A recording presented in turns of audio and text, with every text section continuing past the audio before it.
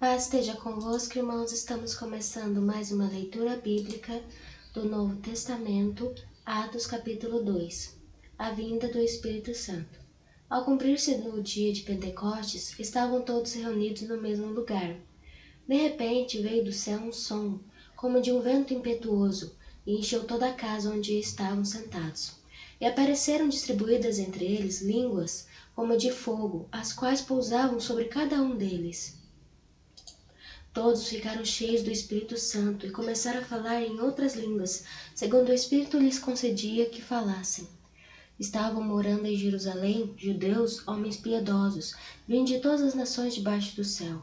Assim, quando se fez ouvir aquela voz, afluiu a multidão, que foi tomada de perplexidade, porque cada um os ouvia falar na sua própria língua.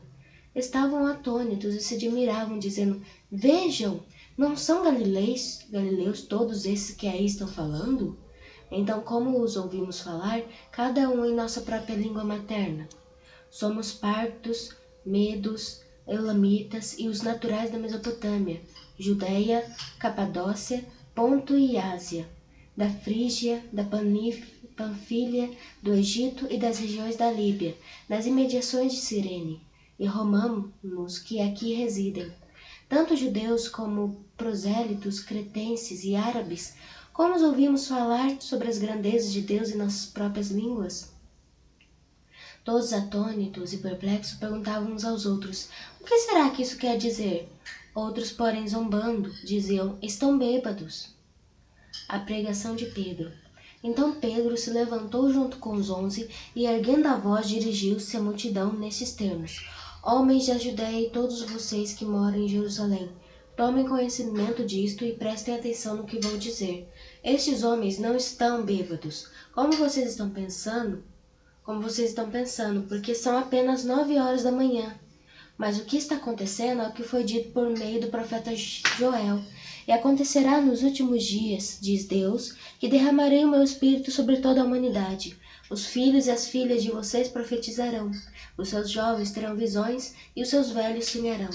Até sobre os meus servos e sobre as minhas servas derramarei o meu espírito naqueles dias, e profetizarão. Mostrarei prodígios em cima no céu e sinais embaixo na terra: sangue, fogo e nuvens de fumaça. O sol se transformará em trevas e a lua em sangue, antes que venha o grande e glorioso dia do Senhor. E acontecerá que todo aquele que invocar o nome do Senhor será salvo. Israelitas, escutem o que vão dizer.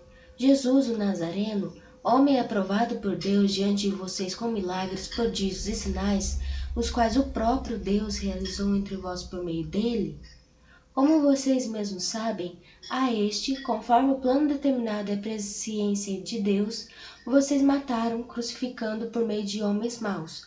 Porém Deus o ressuscitou, livrando-o da agonia da morte, porque não era possível que fosse retido por ela.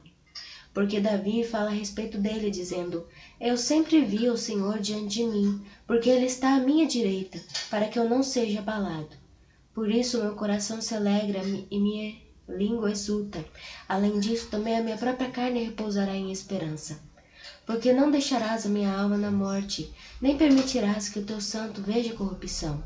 Fizeste-me, Senhor, os caminhos da vida, e me encheras de alegria na tua presença. Irmãos, permitam-me falar-lhes claramente a respeito do patriarca Davi. Ele morreu e foi sepultado, e o seu túmulo hoje permanece entre nós até hoje.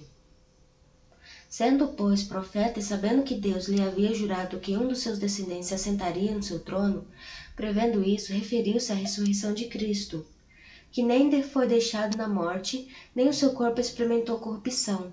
Deus ressuscitou este Jesus, e disto todos nós somos testemunhas. Exaltado, pois, à direita de Deus, tendo recebido do Pai a promessa do Espírito Santo, derramou isto que vocês estão vendo e ouvindo.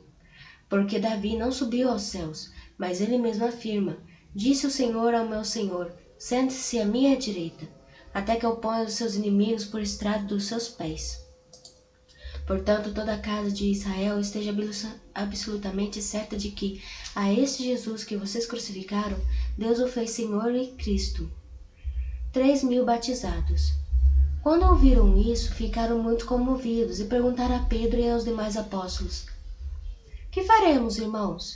Pedro respondeu: Arrependam-se e cada um de vocês seja batizado em nome de Jesus Cristo, para a remissão dos seus pecados, e vocês receberão o dom do Espírito Santo.